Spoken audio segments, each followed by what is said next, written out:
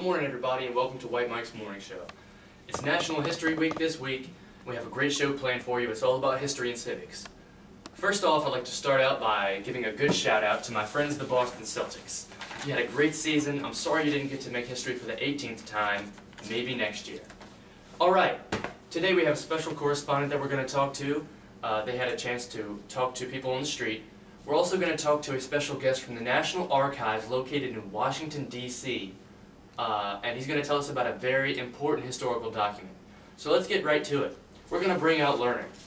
Lerner, how are you? I'm good. Thanks for having me on the show. You're very welcome. She's our special correspondent. And I understand you went out on the street and talked to the public about history and civics? Yes. I took the camera crew and we went out to the street and asked people very simple questions that anyone that is a citizen of the U.S. and a resident here in Virginia should know the answer to. Okay. But many of the answers were very puzzling. Well, what type of questions did you ask the people? Well, the first question we asked was, what are your 5 fundamental freedoms, which you can find in the First Amendment? Okay, that's pretty simple enough. What about the other ones? The second question was, what are the 3 branches of government? And the last question was, what are the 3 qualifications to vote here in Virginia? Okay. Now you said some of the responses were puzzling. Let's look at a few of them. 5. Right to smoke.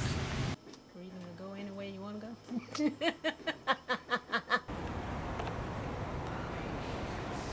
I don't understand. Right to bear arms. Shoots. The judicial, the executive, and Yeah. Judicial, executive, and legislative. Legislative, judicial, and executive. logistics. Legislative. You have to be 18, U.S. citizen, and Can I get a phone a friend? Not be a felon? I don't know. Learn, those were some pretty intriguing comments.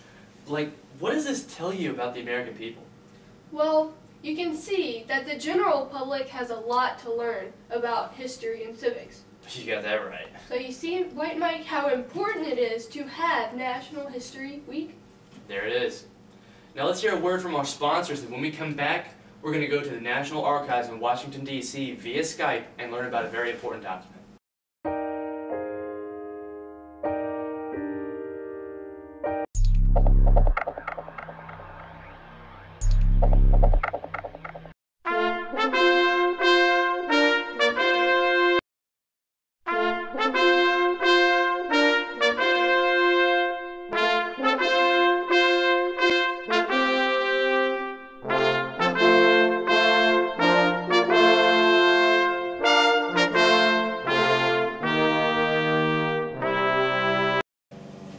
So, welcome back to White Mike's Morning Show.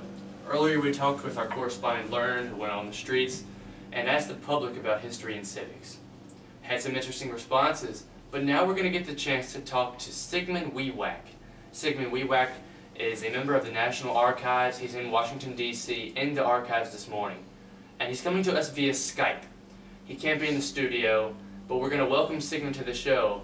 Sigmund, are you with us? Yes, thank you, White Mike, for letting me join you this morning. It's a pleasure being with you. Thanks for joining the show, Sigmund. Can you tell us a little about the Constitution and its history? I can do that. The Constitution for the United States was originally called the Articles of Confederation. It was a good document, but it wasn't good enough. It failed miserably. It didn't do the job. So delegates got together and decided to write a new Constitution. A good idea. In fact, they could make improvements upon it and make it much better than it was. After much debating, after many compromises were put into place, it was finally ratified, only after the Bill of Rights was added. Okay, that's great. Thanks. How about the structure of the Constitution? Tell us a little about this. Yes, I'll tell you a little bit about the structure. I've got my archive gloves on to make sure that I do not mess up the document, as you can see here.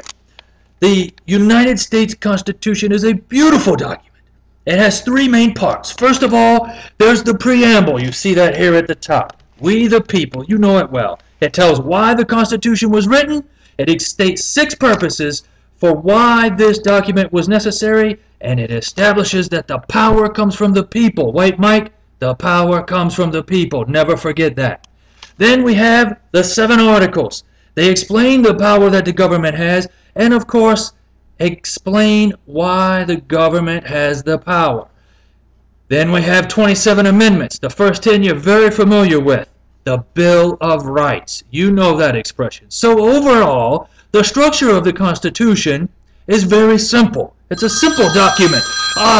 Please excuse me. Hello? Hello? Hello? Yes. Yes, this is he. Okay. No, you are serious. Oh, wow, what a remarkable discovery.